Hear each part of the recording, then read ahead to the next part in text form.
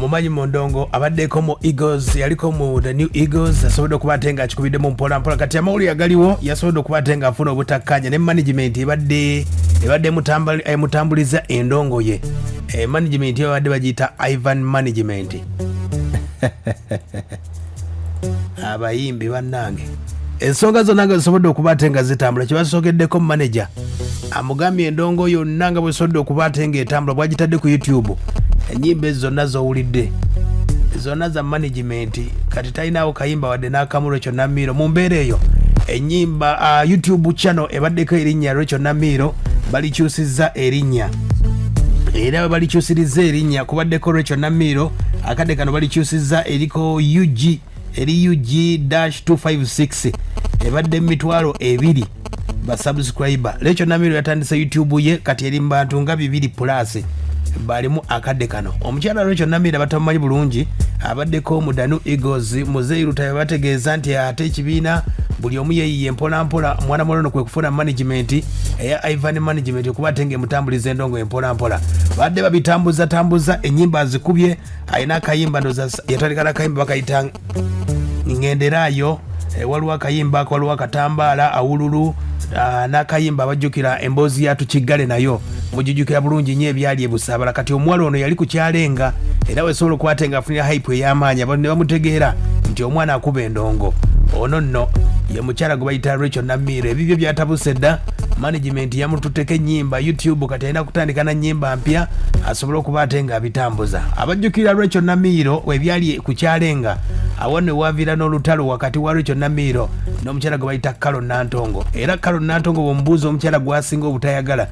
yono omwala gwe bayita Racheal Namiiro olw'obuzibu bwava ku luyimba lwe bayita Tukiggale kubanga Eddie we buli yali ayimba ng'ayimba n'ono Kalo Nantongo nga tebayimba obuzibu Kalo Nantongo ali mu Golden Band ate ng'ono Danu Eagles awo nno n'ogatta obusungu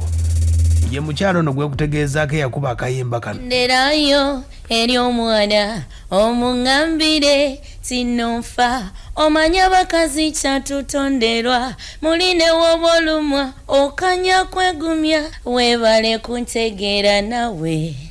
awululu nange nakutegeera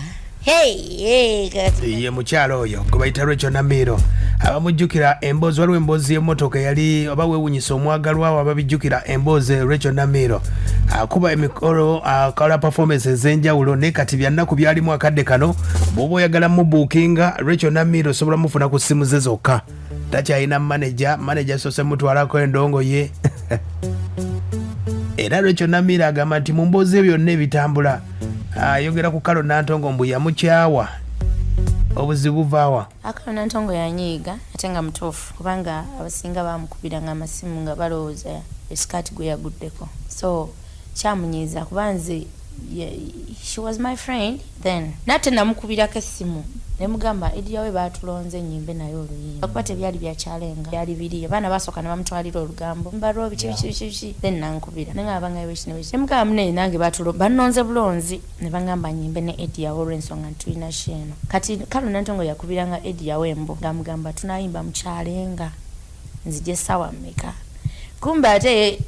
ono yakola da program nange kati nze nga simanyi mbiranye zaabwawo kitegeera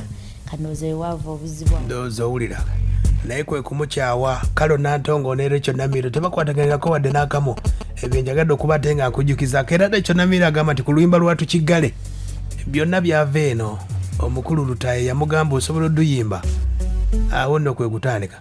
yansabanga nyimbeko naye cause naye yanyumirwa eddoboozi lyange actually twali tulina show yali ndooza Christmas wagundi omwaka oguwedde then nampita nangamba Racheal ba yali Easter alina ku bwezi tonga nkulu ne tujja mugundi mu rehearsals naye najja mu rehearsals zaffe genda yimbako naffe nga bamutimbye naffe then mwami Lutaaya n'agamba oba onaayimba nno naani manyanze bwe bikikadde style mwengwa music wange eddoboozi yange lifitinga munyonyo nali nasiriiwo kati nga siraba kutuuka mu rehearsals bonna abaana babiseere bonna ne basasha baaliwo bonna ne bayimbamu naye Lutaaya n'agamba muzeeyi nankubira nangamba olibwa kwenze nzija mu rehearsals nangamba oludde yange kanali nakatuuka nti ku mulyango ngamba yimba olibala Tukiggale ko zamuzinga sibimanyi nangamba tandika butandisi yimbayo by'omanyi. You have been far away ng'omutima guluma nga buli bwenesunga nkwateko nanga kati oyo ndowooza omuwulidde ye Racheal Namiiro bye byonna ebiriwo okuvaako management gy'abadde alimu bamututteko endongo ye yonna bye bitambula naye akyatidde okujja mu mawulire okuba ate nga tutegeeza Racheal Namiiro se yeeyambula olugoye ge lwagowako ku kivulu kya Kyalenga ekya Bobi Wine ekyali e Busaabala bwe yali ayimba ne Eddie we ndenga oyinza omufuna kati ku namba y'essimu eyiye kati ye manager ye boss byonna ate manager agenze ne YouTube mwabadde afuna akasente ayaya 0752 enamba ya Racheal Namiiro ayagala okuba atenga omubuukinga ku mikolo ku mbaga 0752 2955 0752 2955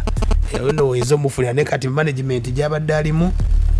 bwetambudde baawukanye ne YouTube ne bagikyusa kasita tebakubbyeko mutwe ojja kuyiiya bwe zibanga ennyimba gwe wali oziyiiya onaayiiya endala.